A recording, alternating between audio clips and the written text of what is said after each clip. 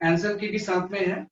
और इस चक्कर में नहीं पड़ना, इसमें तो IIT लिखा हुआ है, IIT एडवांस लिखा हुआ है, आप पूरा सॉल्व करिए विदाउट लुकिंग कि क्वेश्चंस कहाँ पे आए, है ना। मेनली उससे काफी जो कंसेप्ट क्लियर होता है, तो फिर आपको एग्जाम में काफी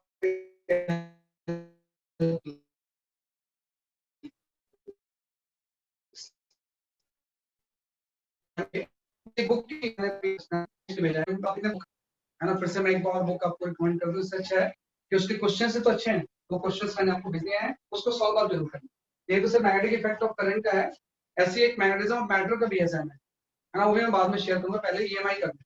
नेक्स्ट वीक EMI शेयर करेंगे, है ना। उसके बाद फिर आपका अल्टरनेटिंग करंट, है ना। तब तक आपका वो टेस्ट भी अकॉर्डिंगली होता रहेगा, क्योंकि आपको सिलेबस समझ नहीं चुका है कि जो नेक्स्ट टेस्ट है 17 को, उसमें आपका डेट मुझे नहीं पता है, नेक्स्ट जो टेस्ट है उसमें EMI आ रहा है, उसका अगला जो TWT है उसमें अल्टरनेटिंग करंट, उसी के अकॉर्डिंग आपका जो आपकी असाइनमेंट है वो मैं शेयर कर, एक बार सॉल्व उसको आप जरूर करें, ठीक है ना। तो लास्ट क्लास में जो हमने डिस्कस किया था, हम बात कर रहे थे सेल्फ इंडक्शन की, है ना। सेल्फ इंडक्शन की वी हैव डिस्कस कि induction of EMF in the same coil, उसी को हम क्या होता है इसलिए आपका सेल्फ इंडक्शन।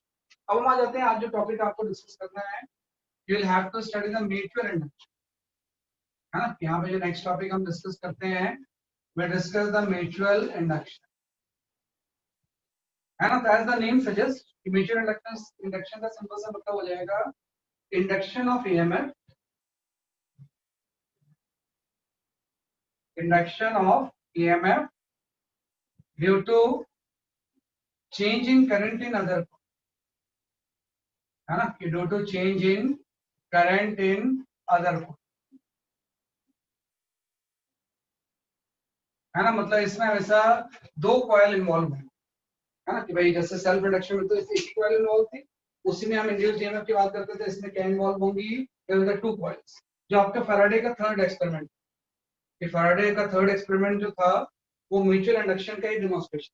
म्यूचुअल इंडक्शन में क्या हो जाएगा, सिंपल सा कि ये आपकी कोई कॉइल है, हाँ, और इससे हम क्या करते हैं, कोई बैटरी लगा देते हैं, और इससे आपको कोई स्विच लगा दिया इस तरह से, है ना। ऑब्वियस बात है, प्लेन के परपेंडिकुलर एक कॉइल ऐसे रखी हुई है, इसी के पैरेलल हम एक और कॉइल ले लेते हैं, जिससे कि हम कोई गैल्वेनोमीटर लगाए, जो आपका फैराडे का थर्ड एक्सपेरिमेंट। भाई जो भी हम लॉ जानते हैं, फैराडेज लॉ के ऊपर बेसिस सब कुछ जानते हैं, तो फैराडेज लॉ के अकॉर्डिंग ही हम इसको डिस्कस करते हैं। तो जब दो कॉइल इन्वॉल्व होगी, तो इसी फिनोमेना को हम क्या बोलेंगे, जैसे कि आपका म्यूचुअल इंडक्शन। एक कॉइल को हम नाम देते हैं फर्स्ट कॉइल, है ना, और दूसरी कॉइल जो होगी वो आपकी हो जाएगी सेकंड। तो क्या हो जाएगा कि जैसे आप इसमें स्विच क्लोज करोगे, इसमें मेन करंट जो होगी वो सपोज आपकी क्लॉकवाइज फ्लो होती है ना, तो आपको पता है इसकी वजह से कोई फ्लक्स होगी, और वो फ्लक्स आपकी मैग्नेटिक लाइंस जो है वो सेकंड कॉइल से पास। तो अगर ये करंट चेंज हो रही है तो फील्ड चेंज होगी, और फील्ड चेंज होगी तो सेकंड कॉइल से फ्लक्स चेंज होगी, और जो सेकंड कॉइल से फ्लक्स जब चेंज होगा तो सेकंड कॉइल में EMF इंड्यूस, है ना, उसी को हम बोलेंगे म्यूचुअल इंड्यूस्ड। और इससे जो करंट होगी वो आपकी इंड्यूस करंट हो जाएगी। तो अगर ये करंट क्लॉकवाइज है और अगर आप स्विच क्लोज कर रहे हो, तो इसमें एंटी क्लॉकवाइज सेंस में इंड्यूस करंट फ्लो होगी, है ना। यहाँ पे क्या फ्लो हो जाएगा, जैसे आपकी इंड्यूस करंट। वही चीज है कि आपने करंट चेंज तो फर्स्ट कॉइल में किया, लेकिन इंडक्शन किसमें हो रहा है, सेकंड कॉइल में हो रहा है। तो जब भी इस तरह का कोई फिनोमेना होगा, तो इसी को हम क्या बोलते हैं, जैसे आपका म्यूचुअल इंडक्शन। तो सेल्फ इंडक्शन जैसा ही है, बस इसमें अब आपकी दो कॉइल इन्वॉल्व होगी, है ना, कि भाई इसमें जो कॉइल इन्वॉल्व है वो कौन सी है, जैसे कि आपके देयर इज टू कॉइल्स। तो हम ये बोलेंगे कि flux through the second coil, यहाँ पे हम थोड़ा सा आप चेंज करेंगे, तो जब मैं यहाँ पे लिखूंगा कि what is the flux through second coil, है ना, और इसको मैं नाम देता हूँ phi 2। This phi 2 is directly proportional to, आपको हो जाएगा I1। भाई सेकंड कॉइल से जो फ्लक्स चेंज होगी वो डिपेंड करेगी कि फर्स्ट कॉइल में करंट कितना है ना, क्योंकि फर्स्ट कॉइल वाली फ्लक्स तो हम सेकंड से निकाल रहे हैं, तो phi 2 is directly proportional to क्या हो जाएगा, जैसे आपका यहाँ पे I1 हो जाएगा। तो वही चीज आ गया, उसमें phi is directly proportional to I1। इसमें आपका सेकंड के थ्रू जो फ्लक्स होगा वो फर्स्ट की करंट के ऊपर क्या करेगा, जैसे आपका डिपेंड। तो जैसे आप यहाँ पर प्रोपोर्शनल साइड आओगे, यहाँ पे आपका एक टर्म आ जाएगा कांस्टेंट m I1, है ना, और ये जो m होता है इसको हम बोलते हैं mutual inductance. This m is a constant known as a mutual inductance, है ना कि भाई m इसमें कांस्टेंट है, इसी को हम क्या होता है कि आपका म्यूचुअल इंडक्टेंस, और इस म्यूचुअल इंडक्टेंस की जो यूनिट होगी दैट इज सेम, हम लिख देंगे वेबर पर एम्पियर, या इसी को हम क्या बोल देंगे जैसे कि आपके हैंड,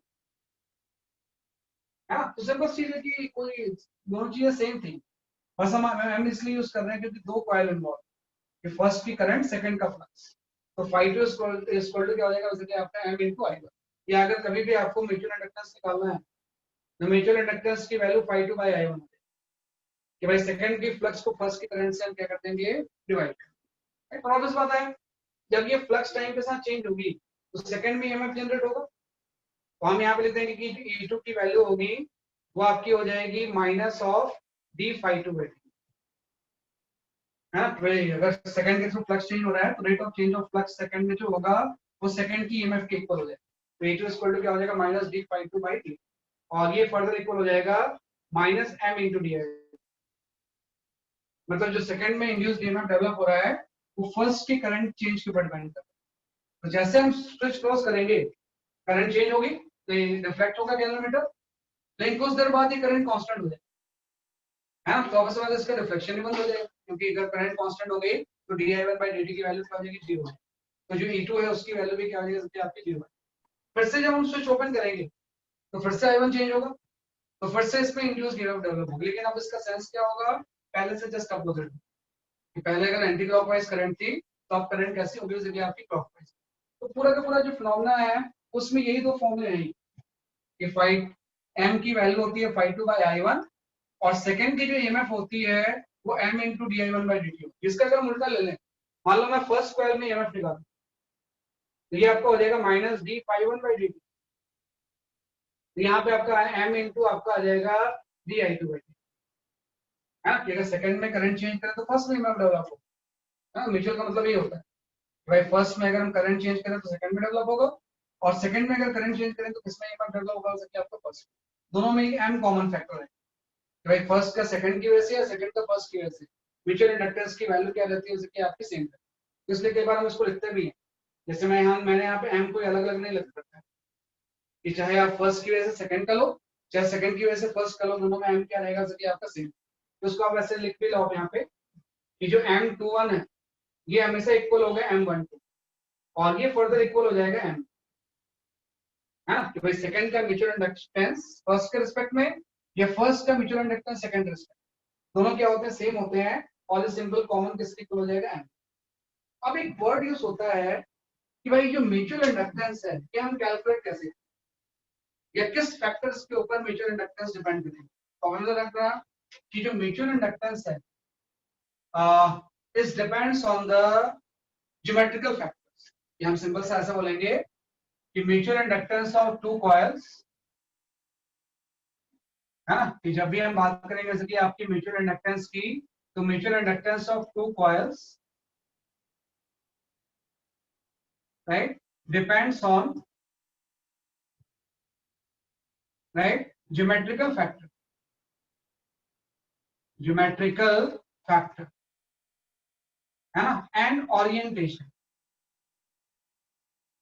कि भाई जो म्यूचुअल इंडक्टेंस की वैल्यू होती है ना दो फैक्टर के ऊपर डिपेंड करेगी, एक तो ज्योमेट्रिकल फैक्टर होंगे, दूसरे किसके ऊपर डिपेंड करेंगे ओरिएंटेशन, ओरिएंटेशन का मतलब ये है कि एक के रिस्पेक्ट में दूसरा कैसा प्लेस है ना, ज्योमेट्रिकल फैक्टर का मतलब है कि इसकी रेडियस कितनी है ना, ये सारे ज्योमेट्री से जो इन्वॉल्व हो, आपको पता है शुरू से जो हम पढ़ते आ रहे हैं चाहे वो रेसिस्टेंस हो, है ना, कि कहीं पे अगर हम रेजिस्टेंस ले लें कैपेसिटेंस ले लें सेल्फ इंडक्टेंस ले लें म्यूचुअल इंडक्टेंस ले लें, ये सारी जो चीजें होती है ज्योमेट्रिकल फैक्टर्स के ऊपर तो डिपेंड करती है, यार भी geometrical factors capacitance inductance mutual inductance सारे में कहीं ना कहीं लेंथ रेडियस सेपरेशन सब चीजें इन्वॉल्व होती है, तो ज्योमेट्रिकल फैक्टर तो इसमें भी है।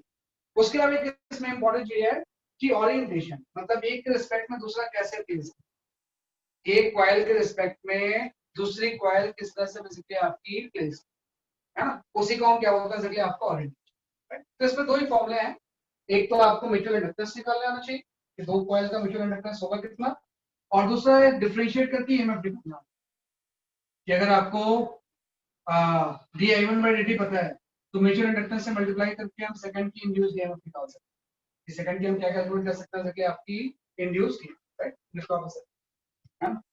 तो पहले हम म्यूचुअल इंडक्टेंस निकालना सीखते हैं कि भाई किसी भी दो कॉइल की किस तरह से हम म्यूचुअल इंडक्टेंस कैलकुलेट करें, how to calculate the mutual inductance.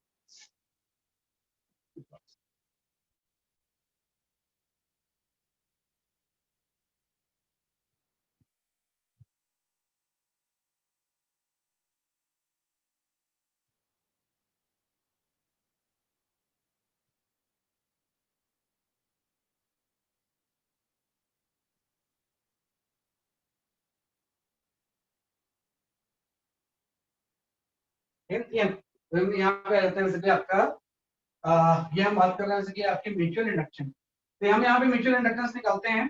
तो इसका मैं एक एग्जांपल देता हूँ आपको कि भाई किसी भी दो कॉइल का हम म्यूचुअल इंडक्टेंस कैसे निकालते हैं, हाँ, भाई mutual inductance, how to calculate the mutual inductance between two coils. तो यहाँ पे दो कॉइल हम लेते हैं कि सपोज करो आपकी एक कोई लार्ज कॉइल है ना, और यहाँ पे कोई स्मॉल कॉइल, दो कंसेंट्रिक सर्कल्स है ना, एक सर्कुलर रिंग है, उसके अंदर एक और सर्कुलर रिंग रखी हुई है, दोनों सेम प्लेन में है ना, कि दोनों जो कॉइल है इन सेम प्लेन में, क्योंकि ओरिएंटेशन की बड़ी इंपॉर्टेंट, कि दोनों का जो प्लेन है वो क्या है कि आपका सेम। अब मुझे ये निकालना है, इसमें एक चीज दिया हुआ है कि जो इनर कॉइल है उसका सर्किल है, इसका रेडियस ए है, एंड जो आउटर रिंग है इसका रेडियस आपका बी, एंड एक चीज दी हुई है कि this B is very very large as compare to the, तो मुझे निकालना है इन दोनों के बीच में म्यूचुअल इंडक्टेंस कितना हो। तो आपको पर्पस ये है कि आपको निकालना है कि फाइंड आउट म्यूचुअल इंडक्टेंस, इन दोनों के बीच में म्यूचुअल इंडक्टेंस की वैल्यू कितनी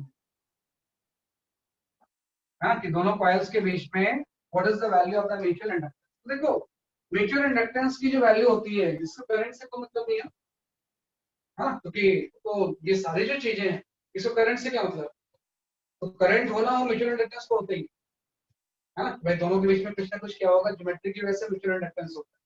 लेकिन हम सॉल्व जब म्यूचुअल इंडक्टेंस निकालते हैं तो उसके लिए हम करंट एज्यूम कर लेंगे। तो मैं ऐसा एज्यूम कर लूंगा कि सपोज करो आउटर कॉइल में कोई I1 करंट फ्लो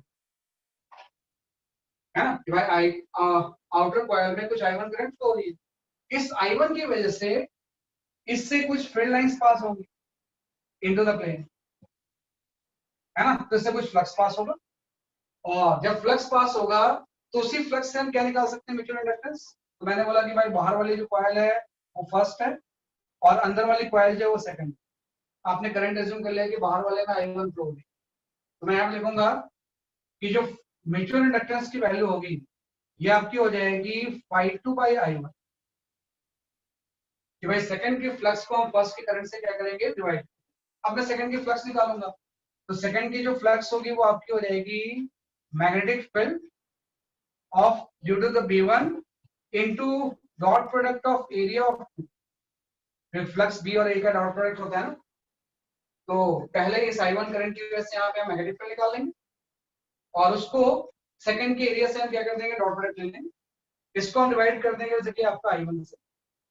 ये इंपॉर्टेंट चीज है ना। अब एक चीज थोड़ी सी प्रॉब्लम है कि ये जो मैग्नेटिक फील्ड इसके सेंटर पे आप निकालोगे, तो वो सेंटर में मैग्नेटिक फील्ड तो मुझे पता होती है, ये आपकी हो जाएगी μ0I1/2b, है ना, कि भाई सेंटर में जो मैग्नेटिक फील्ड होगी वो तो आपकी हो जाएगी I1 की वजह से μ0I/2r होता है, तो μ0I/2b हो जाएगी। लेकिन ये हर जगह पे सेम पड़ जाएगी, ये तो सिर्फ सेंटर पे है, लेकिन यहाँ पे मैंने ये फैक्टर लिया है, तो अगर ये चीज एग्जिस्ट करती है तो इसकी वजह से हम ये बोल सकते हैं कि इसका मतलब सिंपल सा ये हो गया कि यहाँ पे फील्ड इसकी वजह से यूनिफॉर्म है।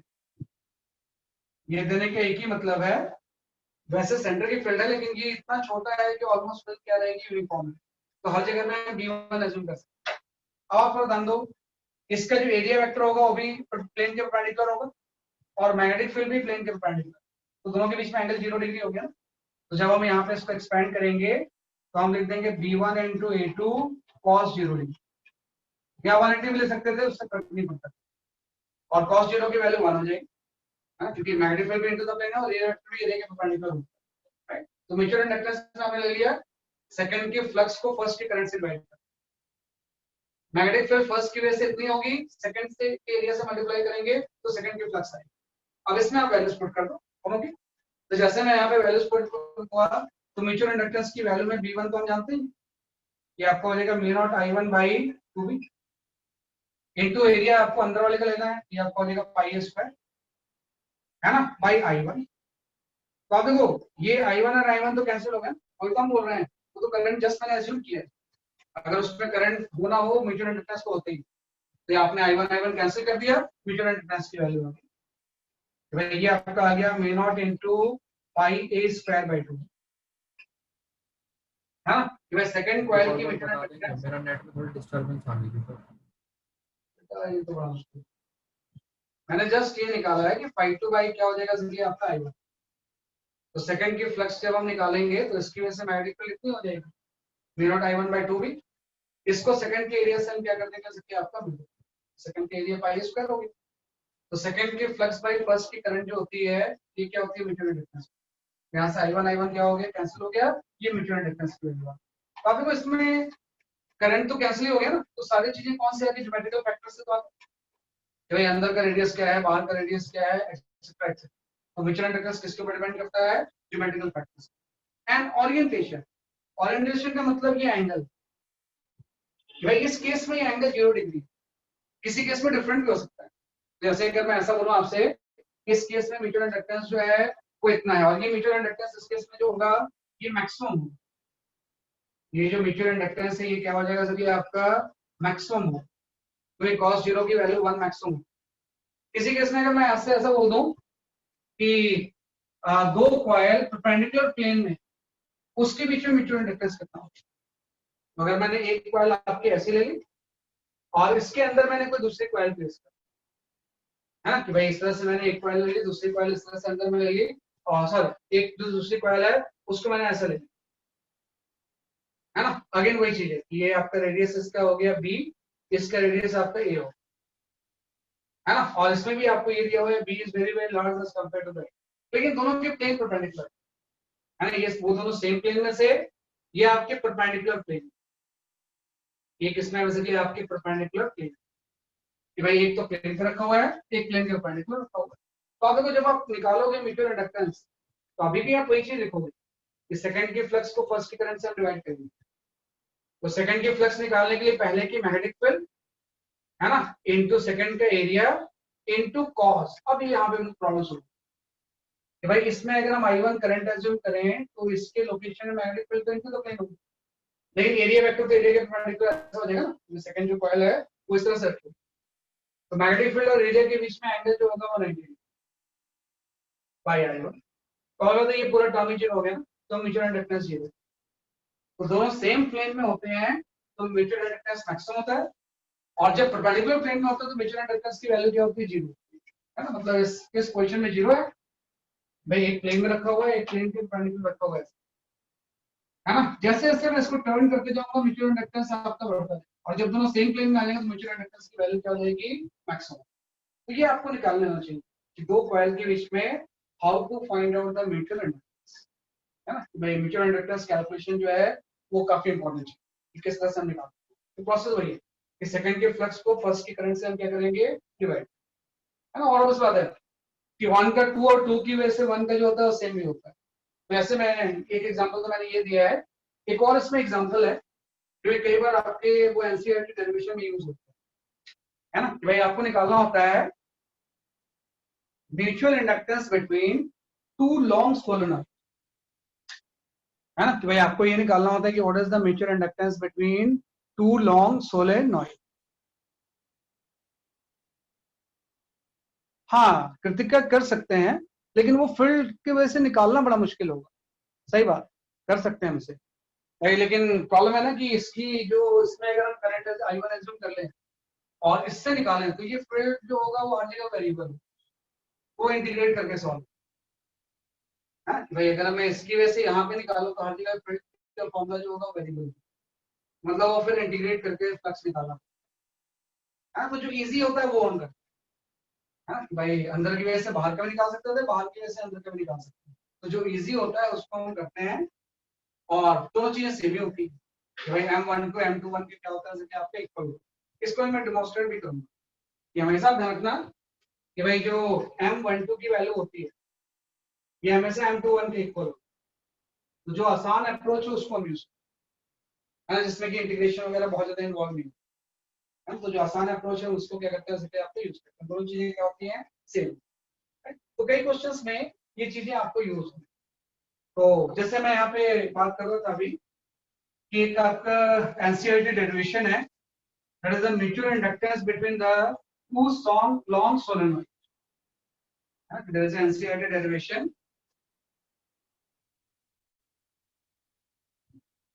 है ना, that is the mutual inductance between two long solenoid.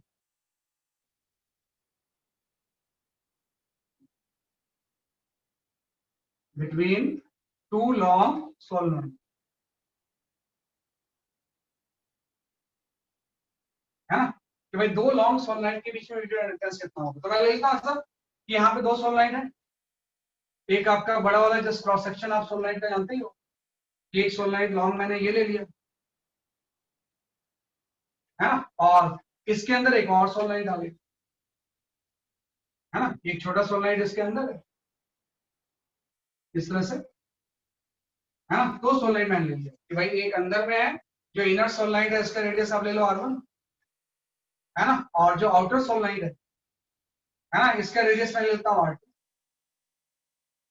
है ना। दो सोलेनोइड को एक ही एक्सिस के अलोंग, दोनों को एक के अंदर दूसरे को मैं डाल, अब मुझे ये निकालना है कि दोनों के बीच में म्यूचुअल इंडक्टेंस कितना है ना। सॉरी, इसको आप ले लो R2, इसको R1, फर्क नहीं पड़ता वैसे तो मैं किसी भी एक को फर्स्ट कॉइल चूज कर लूंगा। मैंने चूज किया कि बाहर वाली जो है मेरी फर्स्ट कॉइल और अंदर वाली मेरी सेकंड कॉइल, है ना। तो मैं पहले निकालता हूँ कि भाई सेकंड कॉइल का म्यूचुअल इंडक्टेंस फर्स्ट की वजह से कितना है ना। कि भाई जब मैं म्यूचुअल इंडक्टेंस दोनों के बीच में निकालूंगा इस तरह से, तो मैं निकालूंगा वैसे तो इसमें गोला आप बना लो ऐसे, इसके क्रॉस सेक्शन भी होते हैं, है ना, जो कि करंट को शो करते हैं, लेकिन उसकी जरूरत नहीं है आपको, है ना। वैसे तो इस तरह से क्रॉस सेक्शन वायर भाई दो सोलेनोइड है, एक की रेडियस आपकी R1 है, दूसरे की कितनी बेसिकली आपकी R2, दोनों के बीच में म्यूचुअल इंडक्टेंस मुझे निकाल, है ना। तो मैं पहले निकालता हूं कि what is the mutual inductance of second coil with respect to the first. तो मैं लिखूंगा phi2 by I1, है ना, और इसमें नंबर ऑफ टर्न्स भी अलग अलग है। सपोज इसके जो नंबर ऑफ टर्न्स पर यूनिट लेंथ है वो N1 है, और अंदर वाले के नंबर ऑफ टर्न्स पर unit length suppose N2। Number of turns भी दोनों के क्या है सके आपके अलग है। मुझे अगर सेकंड का म्यूचुअल इंडक्टेंस फर्स्ट केस निकालना है, मैं लिखूंगा phi2 by I1। अब जो phi2 होगा वो उसमें जो मैग्नेटिक फील्ड होगी वो तो बाहर की वजह से होगी, तो उसका फॉर्मूला तो हम जानते हैं, उसका फॉर्मूला बेसिकली आपका होता है mu not an I1। Magnetic field तो ये होगी, है ना, कि बाहर वाले में आपने कोई करंट I1 अज्यूम कर ली, तो उसकी वजह से उसके लोकेशन में जो मैग्नेटिक फील्ड होगी अंदर में उसके mu naught into an I1 होगी। इसको मैं एरिया से मल्टीप्लाई कर दूंगा, तो जैसे यहाँ पे नंबर ऑफ टर्न्स आपके N1 है, इसको आप एरिया से मल्टीप्लाई कर दो, तो एरिया की जो वैल्यू होगी वो आपकी हो जाएगी पाई इंटू R2 स्क्वायर। भाई फर्स्ट की वजह से मैग्नेटिक फील्ड ले ली और सेकंड का मैंने एरिया ले लिया, लेकिन आपको पता है ये तो इसमें नंबर ऑफ टर्न्स तो बहुत सारे हैं ना, ये तो आपने एक टर्न का फ्लक्स निकाला, लेकिन आपको पता है इसमें भी नंबर ऑफ टर्न्स कितने हो सके आपके N2, तो टोटल फ्लक्स के लिए इस पूरे को N2 से ही मल्टीप्लाई करना, भाई सेकंड से टोटल फ्लक्स इतनी होगी, एक कॉइल से बाहर वाले की वजह से मैग्नेटिक फील्ड इतनी होगी, एक कॉइल के एरिया से मल्टीप्लाई किया तो एक कॉइल से फ्लक्स इतनी होगी, नंबर ऑफ टर्न्स N2, भाई यहाँ पे I1 आ गया, है ना, तो यहाँ से I1 तो कैंसिल हो गया, अगेन वही आता है, mutual inductance of the second with respect to first जो होगा वो आपका आ जाएगा mu naught N1 N2 into pi R2 square.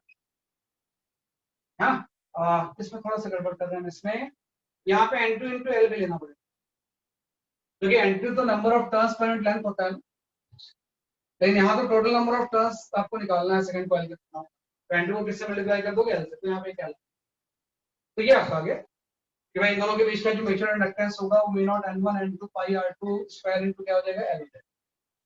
इसलिए मैं सोचता हूँ नहीं कि मुझे M12 निकालना, M12 भी निकाल सकता हूँ, है ना, केस में मैं क्या निकाल सकता हूँ आपका M12, तो M12 जब मैं निकालूंगा तो मैं लिखूंगा phi1 by I2, और आप क्या करोगे करंट अंदर वाले में फ्लो कर दोगे, तो आपको पता है कि जब करंट इस तरह से अंदर वाले में फ्लो होगा तो लॉन्ग सोलेनोइड के बाहर में तो कोई फील्ड ही नहीं होगा, लॉन्ग सोलनॉइड की बाहर की वैल्यू हमेशा क्या होती है, जीरो होती है। जैसे इसमें अगर आपने करंट लिया बाहर वाली में, तो अंदर तो फील्ड होगा यूनिफॉर्म, फिर बाहर कोई फील्ड नहीं होगा। ऐसे अगर आपने इसमें कोई करंट लिया तो इसके अंदर में तो फील्ड होगा, लेकिन बाहर में कोई फील्ड नहीं होगा। तो जो भी अंदर में फील्ड होगा तो यूनिफॉर्म ही है, इंटीग्रेट करने की जरूरत ही नहीं है। तो इसमें मैं जब मैं लिखूंगा तो मैं जस्ट ये लिखूंगा कि जो फील्ड की वैल्यू हो जाएगी अंदर वाले की वैसे वो आपकी हो जाएगी mu naught n2 into I two. n2 अंदर वाले का नंबर ऑफ टर्न्स है, इंटू आई टू करंट हो गया, इंटू एरिया बाहर वाले का लेना पड़ेगा। नहीं, वो भी एरिया बाहर वाले का नहीं, क्योंकि जब आप फ्लक्स निकालोगे, हाँ हाँ सही कि भाई उसके एरिया के अंदर हम क्या निकाल रहे हैं कि आपका सॉरी, जब आप इसमें फ्लक्स निकालोगे तो यहाँ तो कोई मैग्नेटिक फील्ड है ही नहीं ना। तो अगर यहाँ कोई मैग्नेटिक फील्ड नहीं है तो यही मैग्नेटिक फील्ड तो फ्लक्स में होगा। तो एरिया भी बेसिकली यही यूज होगा, है ना, क्योंकि जब आप अंदर में करंट लोगे इस तरह से तो इसके बाहर तो मैग्नेटिक फील्ड होती ही नहीं है। तो इस R1 का जो ये वाला रेडियस है R1 वाला, इसका तो कोई पॉइंट ही नहीं आएगा। तो जो रेडियस यूज होगी वो अंदर वाली यूज, यहाँ पे आपका आ जाएगा पाई इंटू R2 स्क्वायर। फिर ये तो आपका एक कॉइल से फ्लक्स आ गई, ऐसे से बहुत सारे कॉइल्स होंगे। तो टोटल फ्लक्स निकालने के लिए इसको हम किससे मल्टीप्लाई कर देंगे, N1, और अगेन I2 से डिवाइड कर, I2 फिर से कैंसिल हो गया, M12 की वैल्यू लग गया म्यू नॉट N1 N2, यहाँ पे भी L से मल्टीप्लाई करोगे into pi R2 square into L। अब देखो दोनों चीजें सेम ही तो आ गई, जितना M21 है उतना ही क्या है आपका M1। तो हमेशा ऐसा होता है भाई, कोई भी एक आप निकाल लो, दोनों चीजें क्या होती है आपकी इक्वल होती है। यहाँ से प्रूफ भी हो गया कि M12 की वैल्यू हमेशा किसके इक्वल होगी, M2, है ना, कि दोनों के बीच का म्यूचुअल इंडक्टेंस की वैल्यू क्या रहेगी, इसलिए आपकी सेम। तो ये कई बार डेरिवेशन आता है कि सोलनॉइड की वजह से दूसरे सोलनॉइड का म्यूचुअल इंडक्टेंस निकालो, और ये प्रूफ करते हैं कि M12 किसके इक्वल होगा, जैसे कि आपके M21। ये आपको तो किसी में भी करंट आप एज्यूम कर लो, फर्क नहीं पड़ता, है ना, कि किसी में भी अगर आप करंट एज्यूम करोगे उससे फर्क नहीं पड़ेगा, है ना।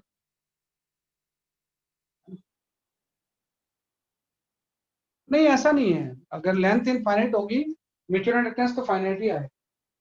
भाई लॉन्ग सोलनॉइड का मतलब ये नहीं होता कि तो बहुत लंबा है। लॉन्ग का मतलब होता है कि जो एल है वो आर के रिस्पेक्ट में लार्ज।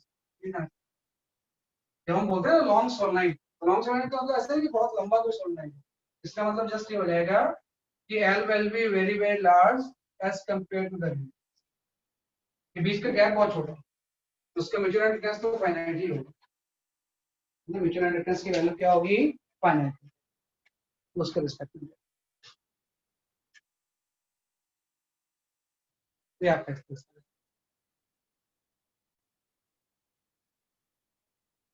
ये आंसर, क्योंकि ये वाले टर्म्स होंगे ना, अब ये टर्म मल्टीप्लाई हो रहे हैं, ये टर्म अगर छोटा होगा या बड़ा होगा तो मल्टीप्लाई होकर कोई फाइनाइट टर्म ही आ जाएगा ना, मल्टीप्लाई होकर टर्म जो होगा वो क्या हो जाएगा, जैसे कि आपका फाइनाइट। तो ये म्यूचुअल इंडक्टेंस हमने कैलकुलेट कर लिया। तो अब आपको ये निकालने आना चाहिए कि दो कॉइल्स के बीच में म्यूचुअल इंडक्टेंस किस तरह से कैलकुलेट। दो एग्जांपल मैंने दे दिए, एक तो सर्कुलर कॉइल वाला और दूसरा है लॉन्ग सॉल्व, राइट। एक क्वेश्चन मैं आपको दे रहा हूँ, उसको सॉल्व करो,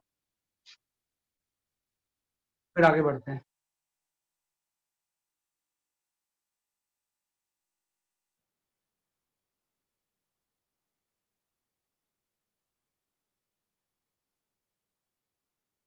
यू कैन गो फॉर,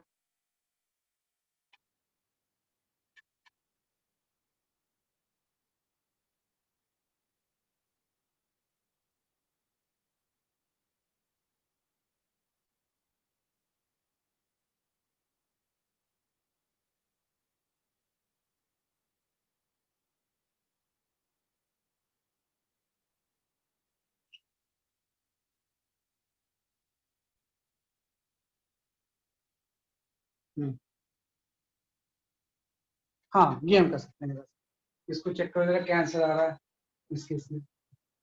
भाई दो स्क्वायर लूप का म्यूचुअल इंडक्टेंस कितना है, दो स्क्वायर लूप का म्यूचुअल इंडक्टेंस क्या है।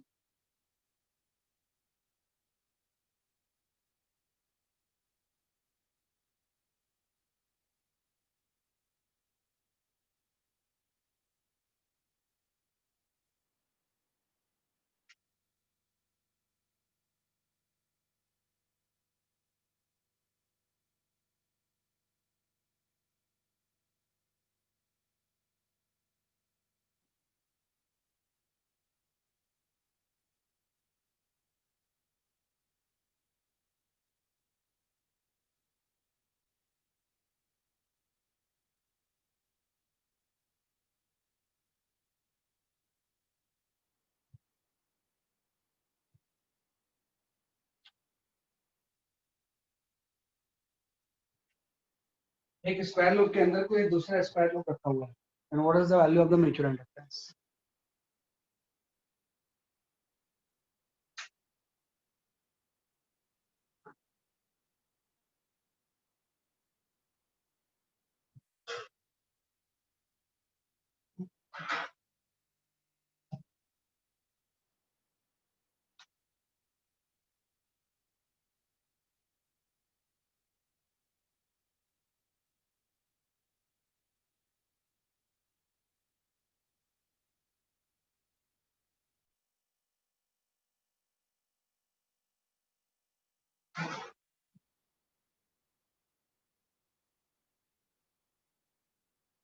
हाँ सही है,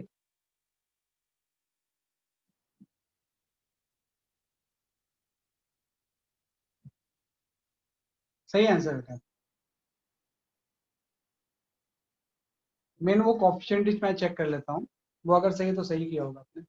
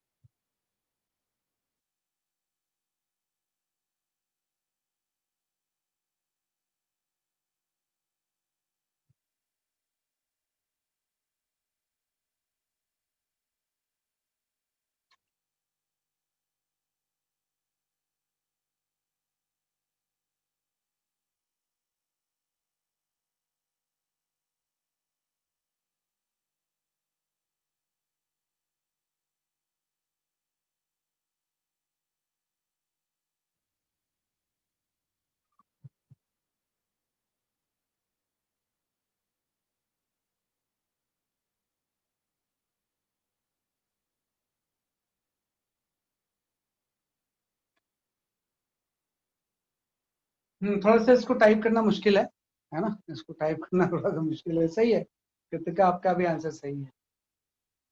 वो एक्चुअली टाइप करने में ना मैं समझ नहीं पाता हूँ। आपका भी सही है निमिषा, नहीं ठीक है। वो एक्चुअली इससे लंबे लंबे क्वेश्चन को ना टाइप करना बड़ा मुश्किल है आंसर, इसलिए ऑब्जेक्टिव ज्यादा करते हैं ना, एबीसीडी से काम चलता है।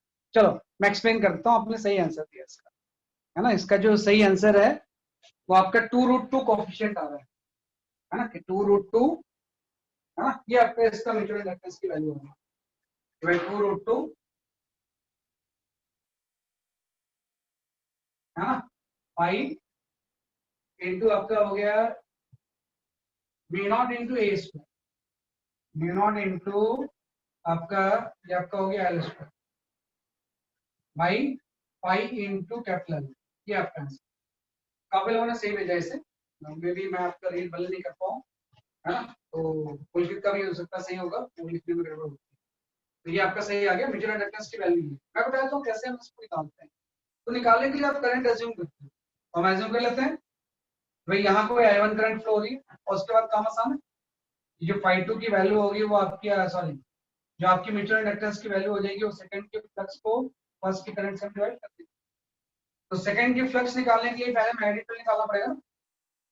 इस स्क्वायर की वजह से इसके सेंटर में मैग्नेटिक फील्ड कितनी होगी, तो फॉर्मूला हम जानते हैं, दोनों एंगल 45 डिग्री हो जाएंगे, है ना। तो ये फॉर्मूला हम जानते हैं कि भाई ये हो जाएगा बेसिकली आपका mu naught I by 4 pi R, R की जगह पे आपका L/2 हो जाएगा, into twice of sine 45, sine alpha plus sine beta mu naught I by 4 pi R into sine alpha sine beta हो जाएगा। वापस बात है, ये तो सिर्फ एक वायर की वजह से हो गया ना, लेकिन ऐसे सिर्फ 4 वायर्स, तो इस पूरे को आप 4 से मल्टीप्लाई कर दोगे तो ये तो चीज आ गई मैग्नेटिक फिल्म।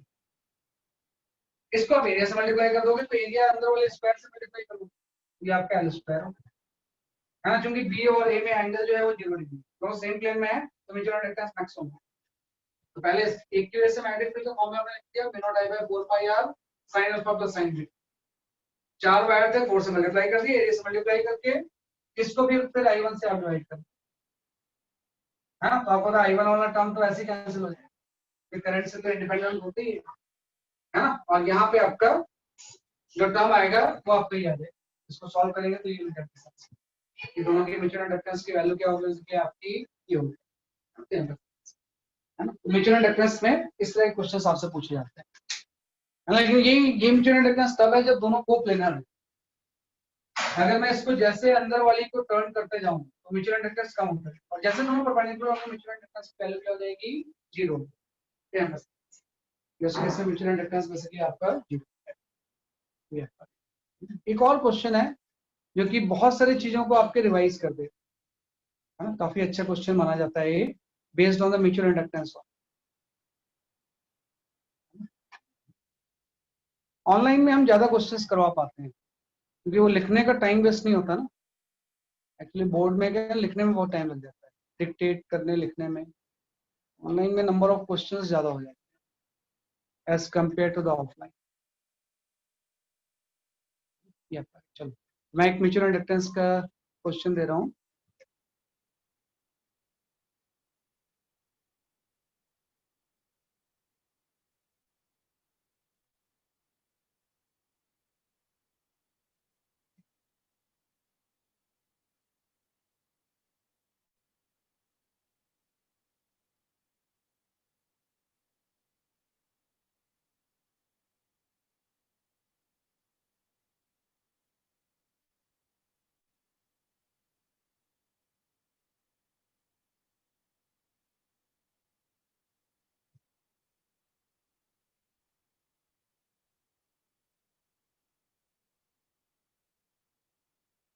हाँ दिस क्वेश्चन,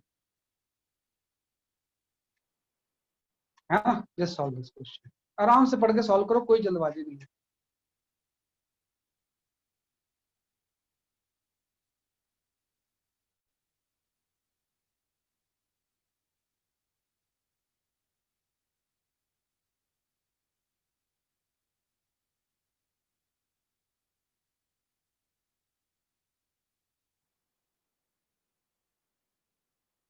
अब मैं बताऊंगा कृतिका इसके बारे में, इंटीग्रेट करना पड़ेगा, है ना। मैं बताता हूँ आपको, है ना, उसके बारे में बताता हूँ। पहले इसको सॉल्व कर लो फिर मैं बताता हूँ।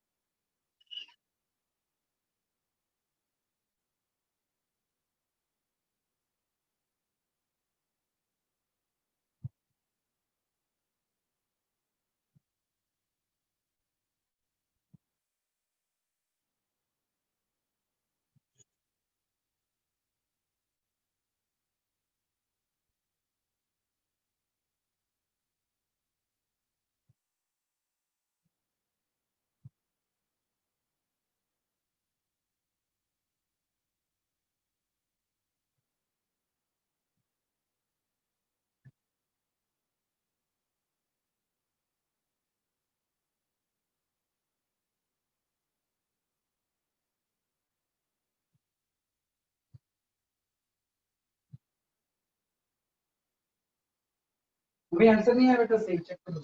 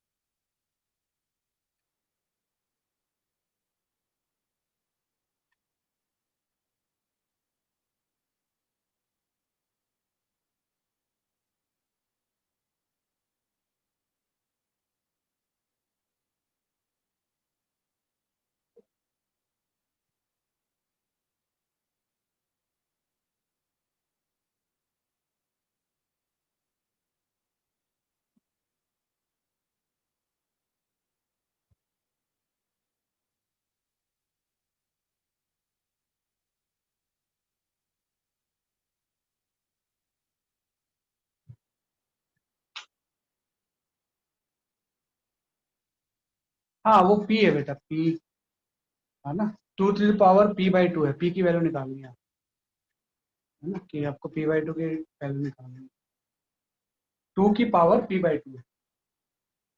हाँ आप सही है, आपका answer, Pulkit your answer is correct, सही है आपने।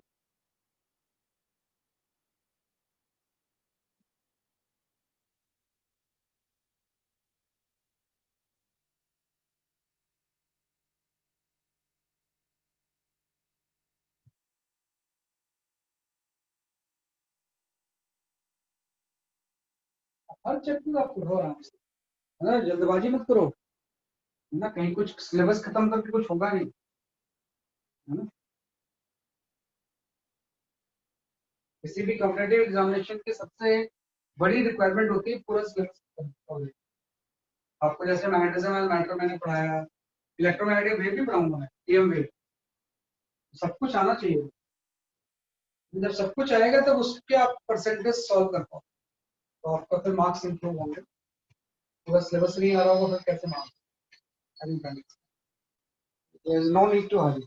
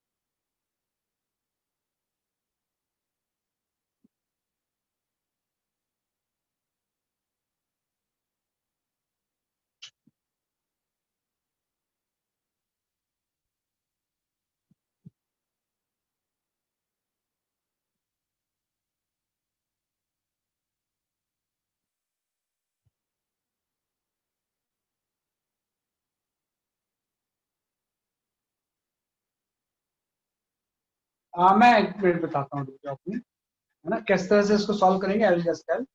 देखो कुछ नहीं है, आप देखो, एक आपका रिंग था, रिंग से किसी √3r डिस्टेंस पे यहाँ पे एक स्क्वायर लूप रखा हुआ, स्क्वायर लूप का साइड लेंथ a थी, और ये दिया हुआ है एज यूजुअल, हर केस में नहीं होगा, तो keep the magnetic field uniform, a बहुत large as compare to the radius, ताकि उसके लोकेशन में मैग्नेटिक फील्ड क्या रहे, यूनिफॉर्म रहे। वेलकम नहीं लिखेंगे कि भाई म्यूचुअल इंडक्टेंस अगर मुझे निकालना है, तो मैं पहले तो सबसे पहले यही लिखूंगा ना कि अगर मुझे म्यूचुअल इंडक्टेंस कैलकुलेट करना है, तो सबसे पहले तो मैं बेसिक डेफिनेशन लिख दूंगा। म्यूचुअल इंडक्टेंस होता है सेकंड की कॉइल को फर्स्ट से डिवाइड कर, जब भी आप म्यूचुअल इंडक्टेंस निकालोगे तो phi2/I1, इसमें I1 हम इसमें ले लेते हैं भाई सही, और इसकी वजह से यहाँ पे मैग्नेटिक फील्ड इस डायरेक्शन में होगी, ये सपोज आपकी V1 है ना, तो ये जो V1 मैग्नेटिक फील्ड होती है इसका फॉर्मूला हम जानते हैं, ये आपका होता है μ0IR² by twice of R² plus x² का 3/2, ये होता है ना, तो ये फॉर्मूला होता है, आप जानते हो कि रिंग के सेंटर एक्सिस के अलॉन्ग ये मैग्नेटिक फील्ड का फॉर्मूला होता है। तो चूंकि इसमें x की जो वैल्यू है ना वो √3r है ना, तो अल्टीमेटली यहाँ पे जो V1 की वैल्यू आ जाएगी वो आपकी आ जाएगी μ0I बाई, है ना, मेरे ख्याल से ये आपका आ जाएगा, है ना, भाई x की वैल्यू √3r पुट करोगे, है ना, तो ये आपको आ जाएगा जल्दी आपका, हाँ यहाँ पे 16 आ जाएगा, चेक करना आप इसे वैसे कर, ये वाला मैं मिस्टेक, ये मैग्नेटिक फील्ड V1 आ गया, है ना। इसके बाद हम निकालेंगे सेकंड की फ्लक्स, तो सेकंड की फ्लक्स में मैग्नेटिक फील्ड तो पहले की लेनी है, ये तो आपका आ गया μ0I बाई, है ना, 16r, μ0I1/16r, इंटू सेकंड का एरिया, सेकंड का एरिया जो होगा वो हो जाएगा तो आपका ए स्क्वायर, और दोनों के बीच का एंगल 45 डिग्री जिसने दिया हुआ cos 45 आ गया। और ध्यान रखना इसमें एक चीज इसने बोली हुई है कि इसके नंबर ऑफ टर्न्स 1 नहीं है, इसके नंबर ऑफ टर्न्स यहाँ पे 2 है। नंबर ऑफ टर्न्स से भी तो मल्टीप्लाई करना पड़ेगा, अगर 2 है तो 2 से मल्टीप्लाई करो, नंबर ऑफ टर्न्स के ऊपर भी फ्लक्स डिपेंड करती है। तो 2 से मल्टीप्लाई हो गया पाई आई, है ना, पाई 1 यहाँ से कैंसिल हो गया। इसके बाद आप चेक कर लो है कि भाई म्यूचुअल इंडक्टेंस की जो वैल्यू आ रही है वो आ कितनी रही है, और उसको फिर उस 2 की पावर से आप कंपेयर करो, you'll get your answer।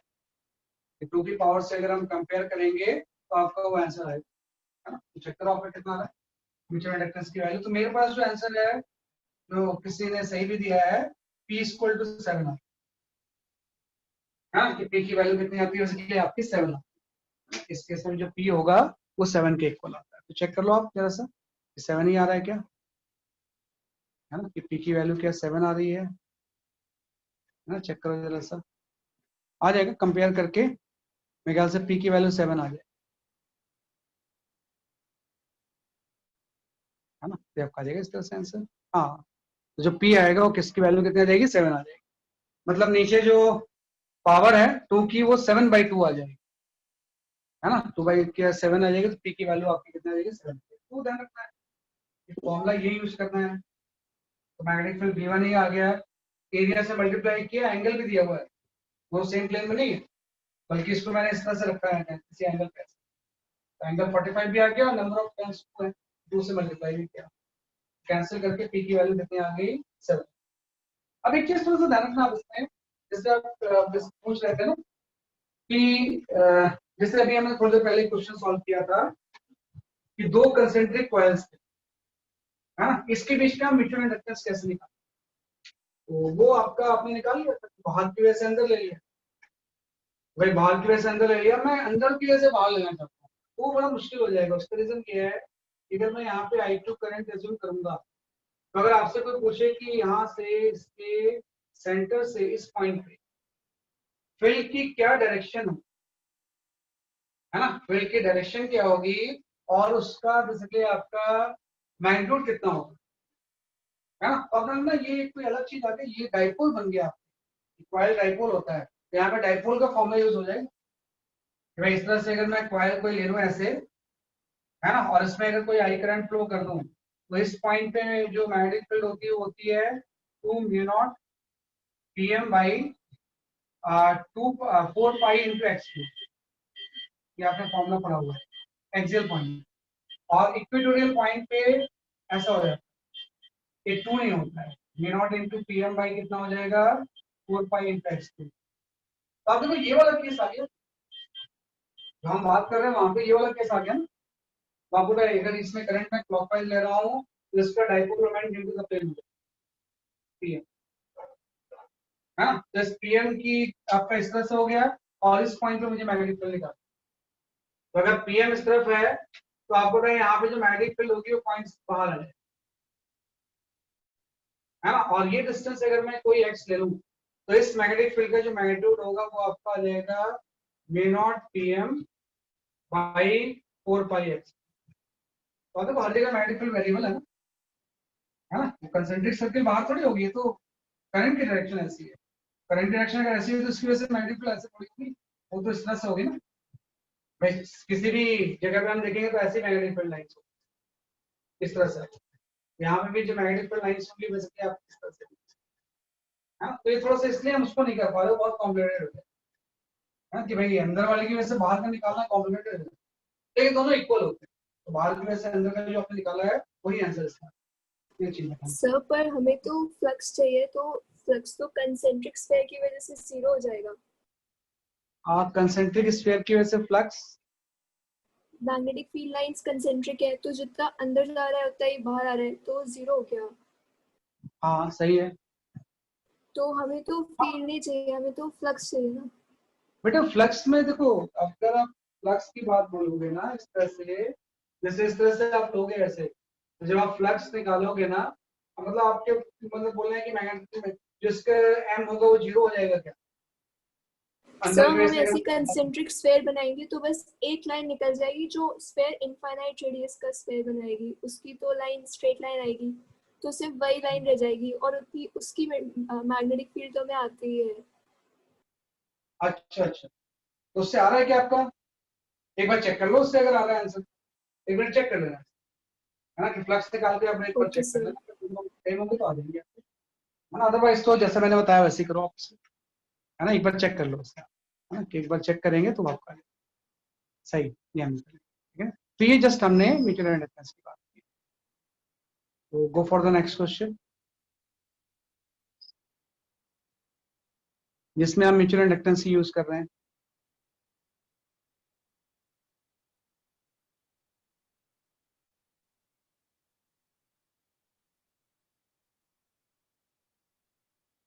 हाँ, you can go for this question.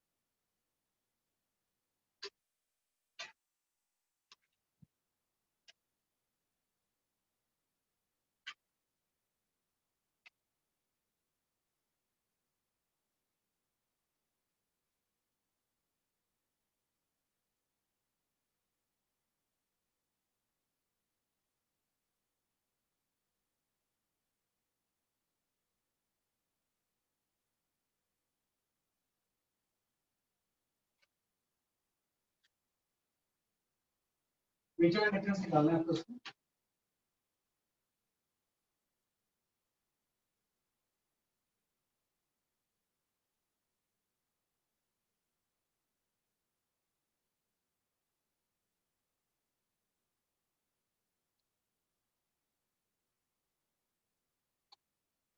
कुछ आंसर आया तो है।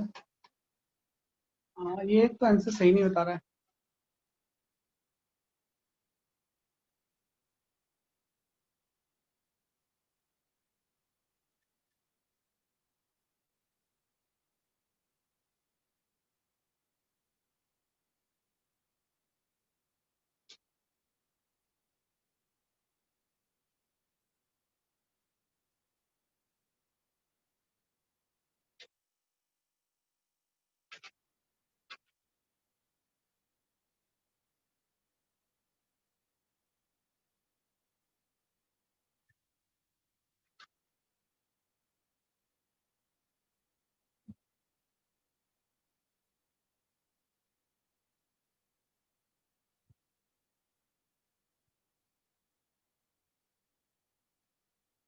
सही है आपका आंसर, बिल्कुल तो आपका आंसर सही है, ठीक बता रही हूँ।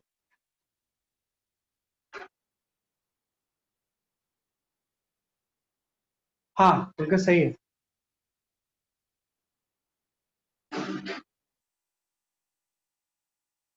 एक बार चेक करता हूँ, दूसरों के अलग आंसर आ रहे हैं।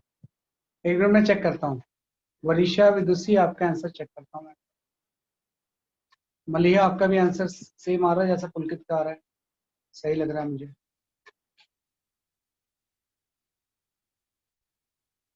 निमिषा, सही आंसर है आपका।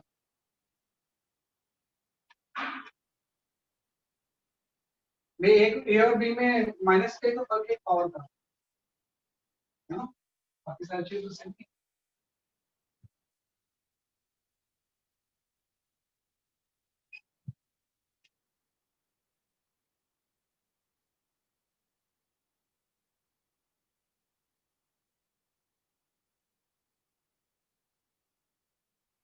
मतलब दोनों एक ही रॉड में बाइंडेड है, दोनों जो है वो एक ही रॉड में बाइंडेड है।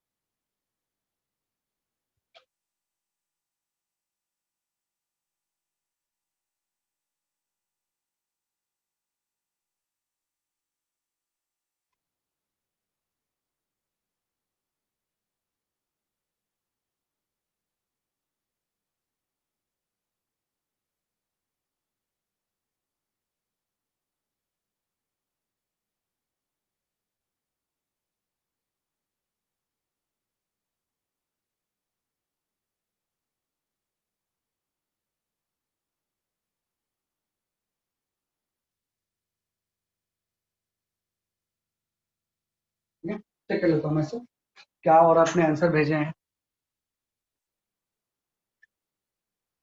निमिषा सही, मलिहा सही, आपका आंसर। भाई कुछ लोग देखो, प्रणाम। हाँ विदुषी, ऑप्शन आप सही आ गया आपका। ऑप्शन ए सही है, ऑप्शन ए सही है। ऑप्शन बी में हो सकता है थोड़ा बहुत आपने पावर की मिस्टेक की हुई है ना, ऑप्शन बी में आपने पावर की मिस्टेक की हुई है, सही बोल रहे हो विदुषी आप, है ना। प्रणाम, पावर की मिस्टेक है आपने दी, है ना भाई। कुछ नहीं, इसमें यही तो फॉर्मूला होता है। फॉर्मूला की वैल्यू होती है mu naught small N one small N two capital N into N, लेकिन ध्यान रखना ये स्मॉल एन है, स्मॉल एन होता है नंबर ऑफ टर्न्स पर यूनिट लेंथ। ये आपको हो जाएगा एन वन बाई एल, और एन टू की वैल्यू आपकी हो जाएगी एन टू बाई। हाँ, तो एक पहला फॉर्मूला, फाइनली फॉर्मूला इसमें चेंज हो जाएगा, वो एल नीचे आ जाएगा, उसकी वजह से हो सकता है डिफरेंस आ रहा हो। तो 4 पाई मिनट की वैल्यू आपको पता ही होती है, दोनों टर्न पता ही है। एरिया आपका ये हो गया 10 सेंटीमीटर स्क्वायर, और 20 लेंथ है। तो इसको जब सॉल्व करेंगे तो आपका ए ऑप्शन सही है। हाँ, कि आपका जो ऑप्शन आ रहा है, ए ऑप्शन जो आ रहा है वो सही है, ध्यान रखना इसमें, क्योंकि ए और बी में जस्ट एक पावर का डिफरेंस है। हाँ, तो इसका जो आंसर आ रहा है वो 2.4 पाई है ना, इंटू 10 पावर माइनस 4 हेनरी आ रहा है। हाँ, तो ये option is the correct, option A is the correct option, is the check लो। सही है ऑप्शन, है ना। नेक्स्ट क्वेश्चन, है ना। जस्ट मैं एक रैंडम क्वेश्चन कोई भी दूंगा आप, मैं नीड नॉट नेसेसरी कि म्यूचुअल इंडक्टेंस से ही हो, है ना भाई, कोई जरूरी नहीं कि म्यूचुअल इंडक्टेंस से ही होगा। रैंडम क्वेश्चन एकदम ट्राई करना आप अच्छे से, तो अपने आप आपकी सारी चीजें रिवाइज हो जाएंगी। जैसे कि एक जस्ट एक कंसेप्चुअल क्वेश्चन, कंसेप्चुअल क्वेश्चन आपका ये है, इसका क्या ऑप्शन आ रहा है।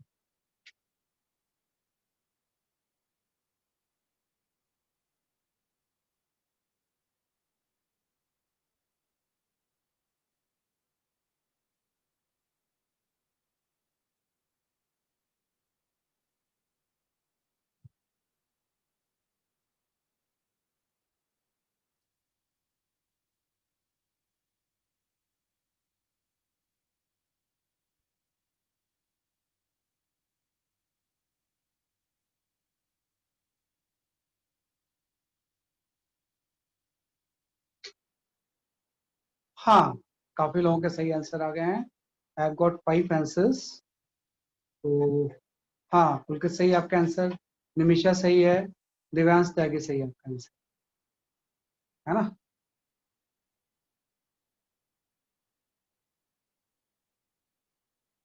विदुषी क्या हो गया, तीनों आंसर बता दिया आपने, लेकिन लास्ट वाला आंसर सही है आपका, लास्ट वाला आंसर सही है आपका, ठीक है, सही है ना, सही बता रहा हूँ इसका आंसर।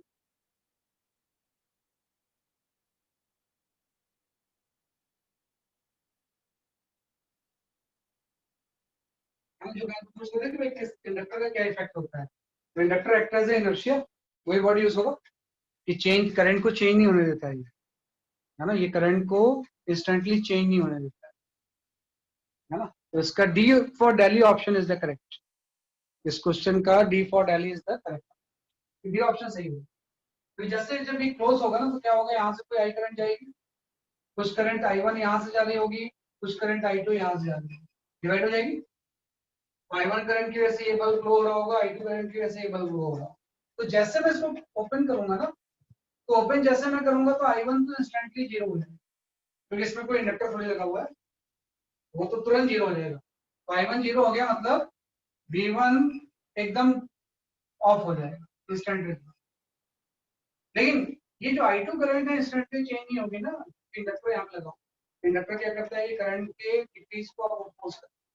तो जो बी टू होगा वो ऑफ विद डिले हो जाएगा, ऑफ विद क्या हो जाएगा, इसलिए आपका डिले हो जाएगा। जैसे हम स्विच ओपन करेंगे, ओपन करने के तुरंत बाद आई वन जीरो हो जाएगा, लेकिन आई टू तो नहीं रहेगा जितना पहले था, बाद में धीरे धीरे डिक्रीज हो, है ना। तो आई टू ऑफ विद डिले हो जाएगा, तो आपका D for delay option.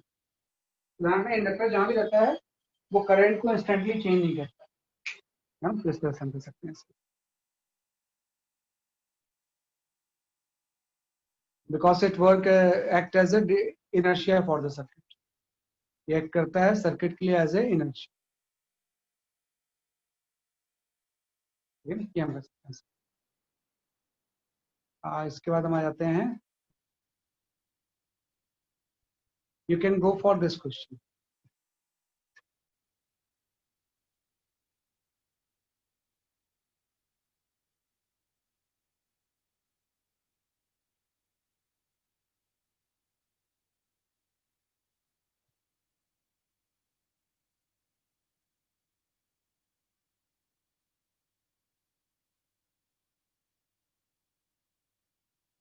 A B C तीनों का ऑप्शन का आंसर देना, मेरे को एक साथ देना आंसर, आप अलग अलग दोगे तो फिर चेक नहीं हो पाता। ए बी सी तीनों का एक आंसर जब आ जाए तो मुझे भेजना, मैं चेक करूंगा, मिस भी मत दिया।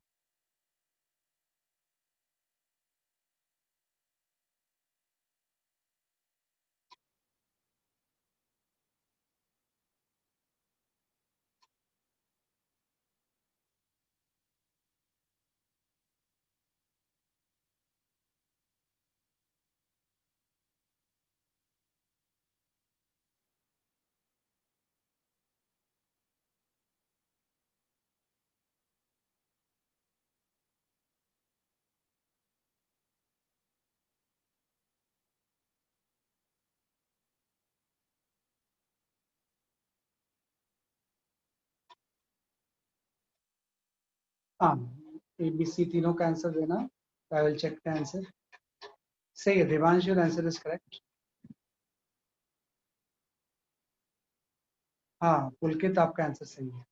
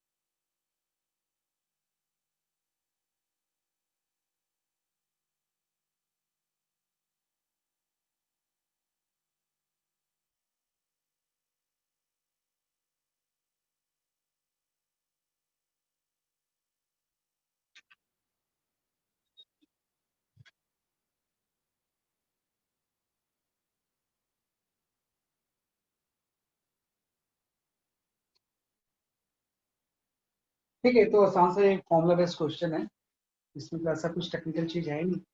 L1 8 मिली हेनरी है, L2 2 मिली हेनरी है। तो आप बताना रेशियो ऑफ इंड्यूस वोल्टेज कितना होगा, करंट कितना होगा, ये कितना होगा। 8 और 2 है ना, तो जस्ट 1/4 के टर्म्स में सारे रेशियोज आ जाएंगे आपके। हाँ सही है, 4 के टर्म्स में सारे रेशियो आ जाएंगे आपके, है ना। देखो कुछ नहीं इसमें है, जब आप सॉल्व करोगे तो फर्स्ट जो पार्ट होगा उसके लिए आप ऐसे यूज कर लोगे कि भाई इंड्यूस डीएमएफ की वैल्यू अभी तो आपने बोला है L into D A one by AT, तो इसका मतलब डी आई बाई डी तो कॉन्स्टेंट है, तो induce EMF is directly proportional to L हो जाए।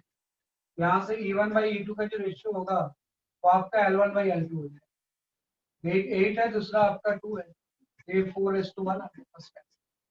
सेकंड में इसने पावर के टर्म्स में कुछ बोला, पावर इक्वल टू यही तो होता है, ईएमएफ इनटू करंट ही तो पावर होता है। तो अगर पावर कांस्टेंट है दोनों का, सेम पावर है, तो जो करंट होगा वो इंड्यूस्ड ईएमएफ के इनवर्सली प्रोपोर्शनल है।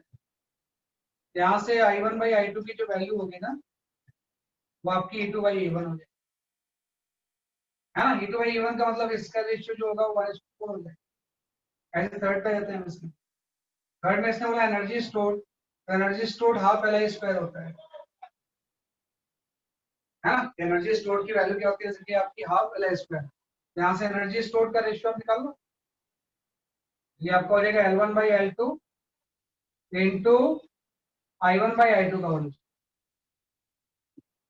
है ना। तो L1 बाई L2 आपका 4 है और I1 बाई I2 अभी आपने निकाला 1/4 है, तो ये भी रेशियो जो होगा 1:4 ही आएगा। तो फर्स्ट का आंसर 4:1, दूसरे का 1:4, दूसरे का तीसरे का 1:4।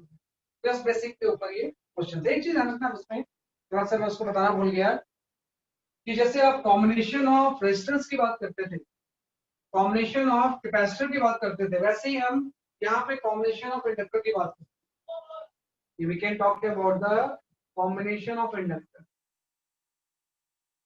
Combination of inductor. तो इंडक्टर का जो कॉम्बिनेशन होता है ना, ये आपके रेजिस्टेंस जैसा ही होता है कि अगर दो इंडक्टर सीरीज में है, हाँ, कि दो इंडक्टर अगर सीरीज में है तो इसका जो इक्विवेलेंट सेल्फ इंड्यूस्ड ईएमएफ होगा वो L equal to L1 plus L2। और अगर दो इंडक्टर आपके पैरेलल में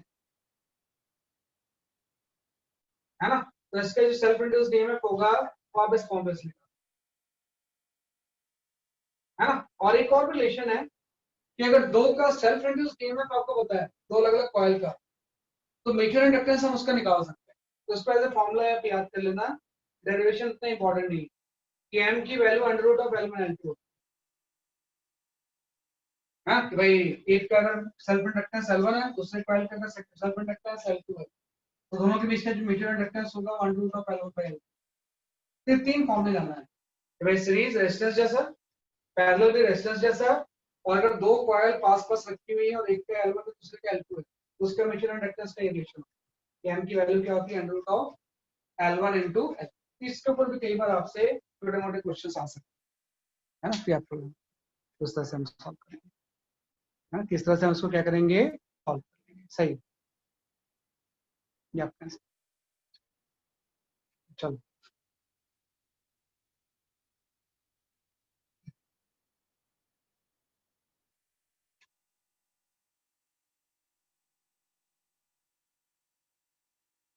हाँ, you can go for this question, ये बड़ा अच्छा क्वेश्चन है।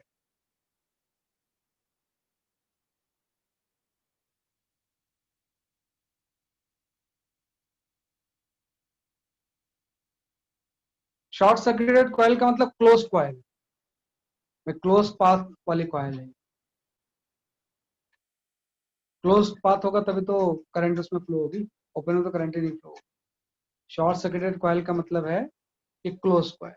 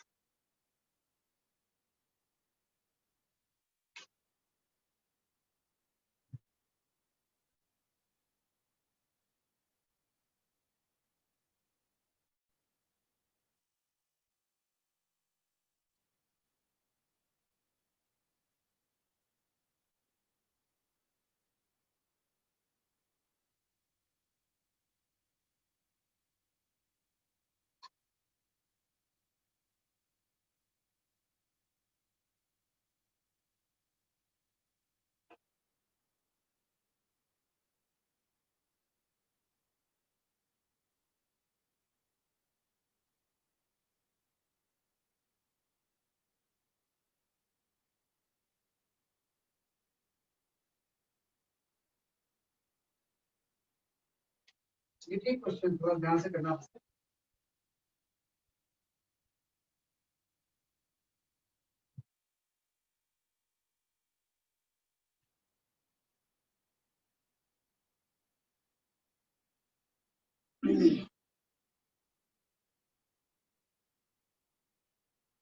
कैंसर आया तो है, लेट मी चेक।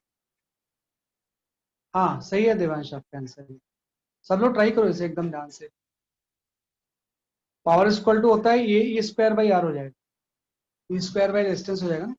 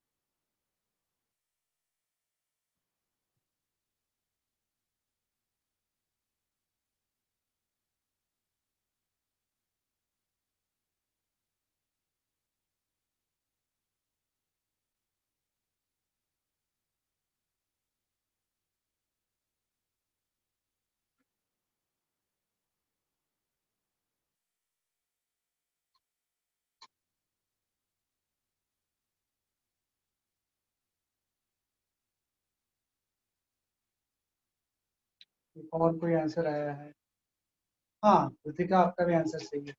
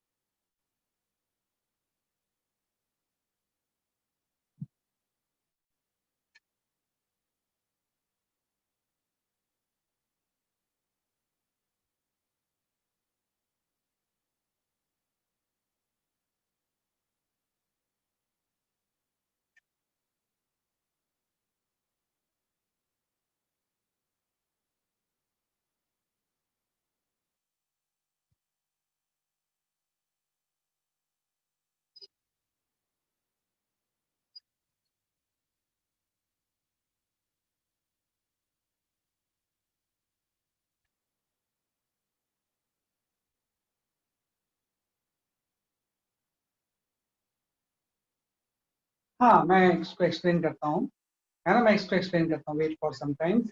इसका B for Bombay option is the correct option, है ना। बी फॉर बॉम्बे ऑप्शन जो है वो करेक्ट है। बहुत बढ़िया क्वेश्चन है ये। आप देखो, जब आप लिखोगे ना पावर एज ए हीट जो लॉस होता है, तो पावर की वैल्यू होती है ई स्क्वायर बाई आर, ठीक होता है। तो पहले मैंने बोला कि पावर सपोज P1 है, तो ईएमएफ की वैल्यू आपने E1 ले लिया, स्क्वायर बाई रेजिस्टेंस आपने R1 ले लिया, है ना। पहले पावर इतना डिसिपेट होता है। और आपने नंबर ऑफ टर्न्स क्या कर दिए, 4 टाइम्स कर दिया, और जो वायर का क्रॉस सेक्शनल रेडियस था उसको हाफ कर दिया। तो क्या पावर हो जाएगा वो आपको निकालना है। तो ध्यान रखो सर, अब आप P2 ले लोगे, तो P2 की वैल्यू जो हो जाएगी वो आपकी हो जाएगी E2 स्क्वायर बाई R2 हो जाएगी। तो इन दोनों में रिलेशन निकालना है कि पहले इतना था अब इतना कितना हो जाएगा। तो थोड़ा ध्यान रखना, जो यहाँ पे कंसेप्चुअल चीज थोड़ी सी आती है, जो हम लिखते हैं ना EMF is equal to minus D pi by D. तो फाई यहाँ पे जो होता है ना, ये टोटल फ्लक्स होता है सारे टर्न्स का। तो अगर आपको एक टर्न की फ्लक्स पता है, तो हम यहाँ पे ईएमएफ इस तरह से निकालते हैं, minus D by D T of N phi one, ऐसा लिख देते हैं। Where phi one is the flux due to the one turn. ये वन टर्न की अगर फ्लक्स फाई वन है, तो यहाँ पे ईएमएफ की वैल्यू में एन को हम क्या कर देंगे, मल्टीप्लाई कर देंगे। तो अब देखो, जब यहाँ पे मैं E1 निकालूंगा, तो E1 में तो एक ही टर्न है, वो तो आपका हो जाएगा minus D phi one by D. लेकिन यहाँ पे एन मल्टीप्लाई होगा ना जब E2 निकालेंगे, तो E2 आपका हो जाएगा तो आपका minus of 4 D phi one by. Number of turns constant हो तो बाहर आ जाए, और नंबर ऑफ टर्न्स इसने 4 बोला हुआ है। यहाँ से E1 E2 में एक रिलेशन आ गया ना। अगर मैं यहाँ से E1 E2 में रिलेशन लिखूं तो E2 equal to 4 times of E1। अगर दूसरे के नंबर ऑफ टर्न्स अगर हम 4 टाइम्स कर दें, तो ईएमएफ भी 4 टाइम्स हो जाएगी। तो पहले रिलेशन तो ये आ गया। अब रेजिस्टेंस के ऊपर आ जाते हैं कि भाई रेजिस्टेंस में क्या चेंज आएगा। रेजिस्टेंस से भी एक थोड़ा सा दिमाग लगाना है आपने, कि रेजिस्टेंस की वैल्यू जब आप लिखोगे तो आप लिखते हो रोयल बाई ए, है ना। पहले आपने R1 ले लिया, लेंथ L और A ले लिया। जब आप R2 ले गया तो आपको क्या है, नंबर ऑफ टर्न्स आपने 4 टाइम्स किए हैं, तो लेंथ भी तो 4 टाइम्स हो जाएगी ना। यहाँ पे 4 है। और अगर आप रेडियस R से R बाई कर रहे हो, तो जो एरिया है वो A से A बाई 4 हो जाएगा ना, पाई आर स्क्वायर होता है। तो एरिया A से क्या हो जाएगा, A बाई 4। यहाँ से R2 की जो वैल्यू होगी वो आपकी 16 टाइम ऑफ R1, हाँ, कि जो रेजिस्टेंस होगा वो 16 टाइम ऑफ क्या हो जाएगा, R1 हो जाएगा। तो आप थोड़ा ध्यान दो। तो यहाँ से अगर मैं P2 लिखूं, P2 की जगह पे मैं लिख दूं तो E2 की वैल्यू तो आपकी आ गई 4 टाइम्स ऑफ E1, और R2 की वैल्यू आपकी आ गई 16 टाइम ऑफ R1। तो 16 का फैक्टर तो खत्म ही हो गया ना। ये भी चीज तो E1 स्क्वायर बाई R1 में क्या है, अगर दोनों पावर तो सेम ही, हम प्रूव कर देंगे P1 इक्वल टू क्या हो जाएगा, P2। तो पावर जो रहेगी वो क्या रहेगी, जो आपकी सेम है। तो इस तरह से थोड़ा सा एनालाइज करें, पावर की जो वैल्यू होगी वो क्या होगी, जो आपकी सेम है ना। तो इस केस में पावर सेम वाला ऑप्शन सही है। नहीं, फ्लक्स सेम नहीं होगा बेटा, क्योंकि नंबर ऑफ टर्न्स आपने बढ़ा दिया ना, नंबर ऑफ टर्न्स आपने बढ़ा दिए। जैसे आपने बोला कि जैसे एक कोई कॉइल है ना, इससे कोई अगर मैग्नेटिक फील्ड बी जा रही है यूनिफॉर्म, तो इससे जो फ्लक्स होगा उसकी वैल्यू क्या हो जाएगी, बी इंटू एरिया। अगर मैंने बोला यहाँ पे नंबर ऑफ टर्न्स ज्यादा है तो फ्लक्स की वैल्यू एन बी ए हो जाएगा। फ्लक्स की वैल्यू क्या हो जाएगा, तो आपकी चेंज हो जाएगी, है ना, कि फ्लक्स की वैल्यू क्या होगी, इसलिए आपकी चेंज एन बी हो जाएगा ना, है ना। तो अगर फ्लक्स चेंज हो जाएगा